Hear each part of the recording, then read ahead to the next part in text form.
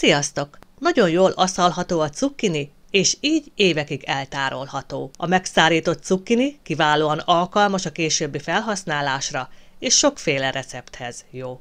Nagyon klassz ételézesítő is készülhet belőle, erről majd a videó végén beszélek. A cukkiniket megmosom, és ha zsenge még a héja, akkor nem hámozom meg, de ha már kemény, akkor igen. Nekem most szép zsengék még a zöldségeim, így a héj rajtuk marad. A cukkiniket felszeletelem. Többféle formára szoktam, nem csak azért, mert úgy nagyon szépen néznek ki a polcon, hanem azért is, mert más típusú ételekhez fogom felhasználni őket. A cukkinit szoktam kerek szeletekre vágni. Én 2-3 mm-es vastagságúra szoktam felszelni.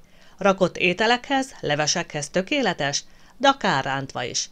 Bár a rántani való cukkinit panírozva szoktam fagyasztani, mert úgy jobban szeretem. A vékony hasábokra vágott cukkini előnye, hogy gyorsabban szárad.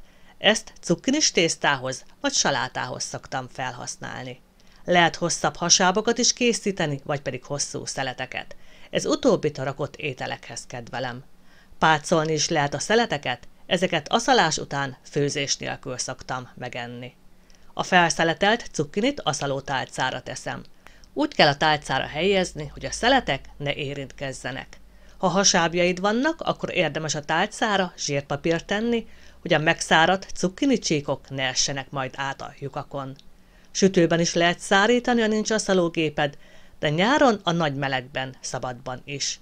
Amennyiben szabadban szárítod, kicsit sózd meg, hogy ne penészedjen be, és az esti órákra vidd be a házba. Sütőrácson jól szárad, de minden esetben legyen egy jól szellőző anyaggal letakarva a legyek miatt. Én most aszalógépben fogom szárítani. A tálcákat az aszalóba helyezem, majd 55 fokon körülbelül 10 órán keresztül szárítom, de az idő függ az aszaló típusától.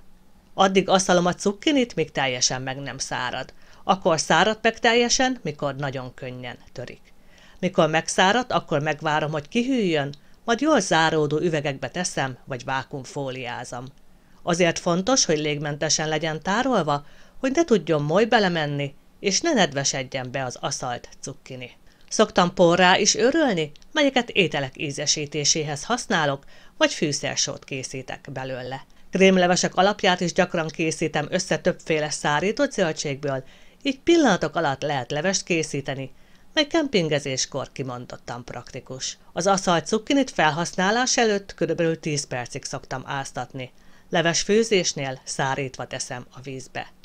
Ti szoktatok cukkinit aszalni? Köszi, ha megírjátok, további szép napot, sziasztok!